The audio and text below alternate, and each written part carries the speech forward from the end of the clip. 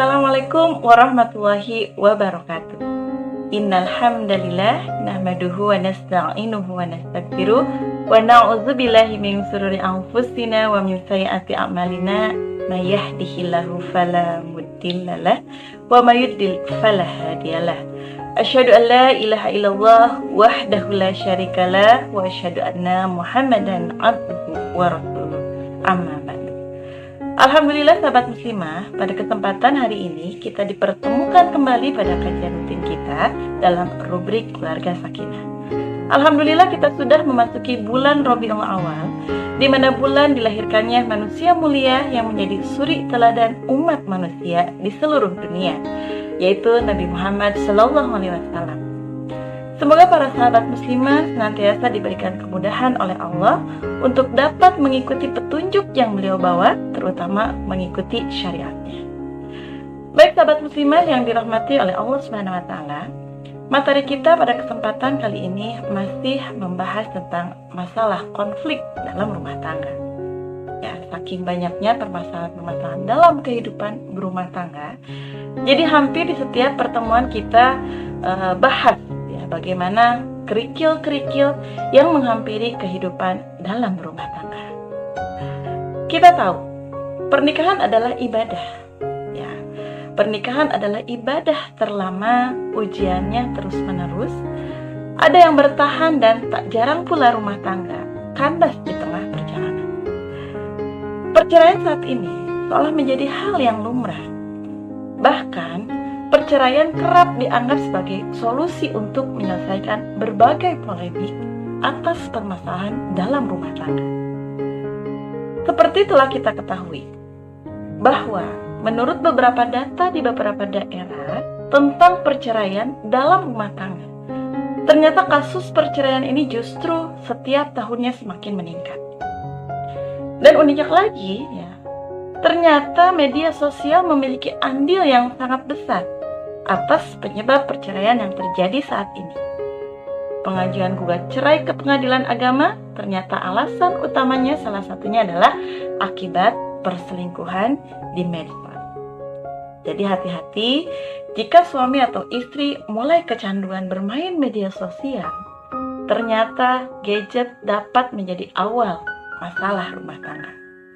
Bermula dari iseng bertemu dengan teman-teman lama di dunia maya, kemudian reunian hingga iseng untuk mencari idaman yang lain. Sebetulnya, ini sebuah kondisi yang sangat memprihatinkan, sekaligus potret atau gambaran yang sangat memilukan, yang terjadi di mana saat kemajuan teknologi ketika tidak diiringi dengan pemahaman terhadap ilmu agama, apa yang terjadi? Akhirnya, semua dilakukan seolah tanpa batasan, apalagi terkait dengan interaksi antara laki-laki dan perempuan yang tidak sesuai syariat dan kemudian dianggap sebagai hal yang sah-sah saja. Namun, ternyata menjadi sebuah petaka, menjadi sebuah bencana saat kita tak memahami bagaimana rambu-rambu interaksi laki-laki dan perempuan dalam sebuah kehidupan.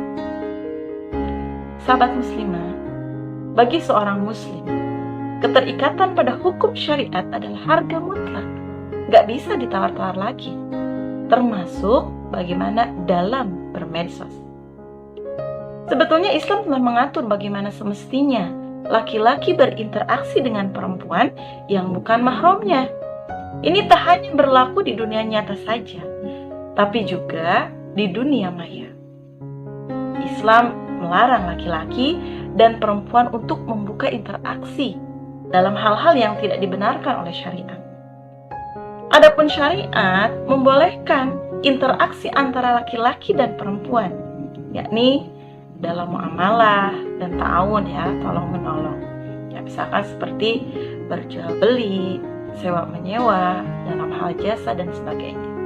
Itu pun harus tetap berpegang teguh pada hukum syariat, yakni kedua belah pihak harus sama-sama menutup auratnya dengan sempurna, tidak boleh memandang dengan syahwat dan sebagainya.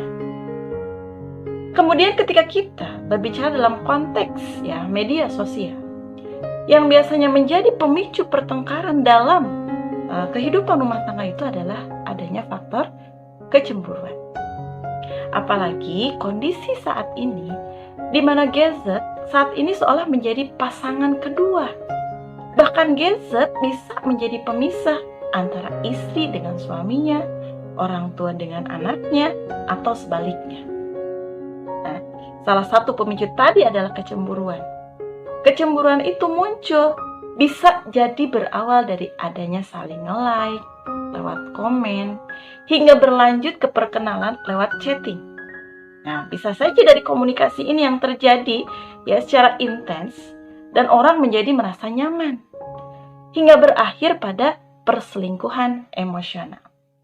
Lalu bertemu tuh dan bertambah ya menjadi perselingkuhan secara seksual. Nauzubillahi min dzalik. Oleh karena itu, setiap pengguna media sosial semestinya bijak dalam menggunakan medsos. Sebetulnya medsos itu memiliki banyak manfaat. Hanya saja bagaimana kita yang menggunakannya. Selain itu, Islam melarang laki-laki dan perempuan untuk berhormat, yaitu berdua-duaan tanpa disertai dengan mahram. Ini juga berlaku di dunia nyata maupun di dunia maya. Berbicara antara laki-laki dan perempuan yang bukan mahram sebenarnya tidak dilarang. Hanya syaratnya, pembicaraan yang dilakukan harus memenuhi ketentuan syariat. Nah, seperti apa? Tidak menjurus kepada hal-hal yang sifatnya pribadi, bahkan sampai memunculkan syahwat atau manggil pakai say atau beb ya. Ini harus hati-hati. Pembicaraan dengan lawan jenis intinya jangan merasa nyaman, jangan dinikmati dan hati-hati. Biasanya dimulai dari obrolan santai. Kalau dengan teman kerja misalnya ya, pembahasan tentang pekerjaan dan seterusnya. Lalu berlanjut dengan candaan yang menjadikan kita semakin heboh, semakin nyaman, dan senang untuk meneruskan komunikasi. Sampai akhirnya menjurus ke arah yang lebih privasi. Enggak kok, saya bisa jaga diri, saya juga bisa jaga hati, insya Allah, gitu ya, nggak ada masalah. Yakin, kan? Yakin ya kita bahwa hal tersebut tidak membawa pengaruh untuk kita? Karena dalam menggoda manusia, setan itu punya 1001 cara. Dan namanya lawan jenis itu, ya, ada daya tariknya, kayak magnet. Maka antara lawan jenis, ya ada tarik menarik ya. Dan itu pun tidak bisa dipungkiri. Apalagi dengan kondisi komunikasi yang terus menerus, intens ya. Bahkan sudah jadi tempat curhat yang nyaman, ini berbahaya. Ya, obrolan biasa akan menjadi istimewa jika setan sudah ikut campur di dalamnya. Sehingga tetaplah waspada dan jangan sampai lengah, karena setan menjerumuskan kita tidak secara langsung, akan tetapi dengan cara perlahan-lahan.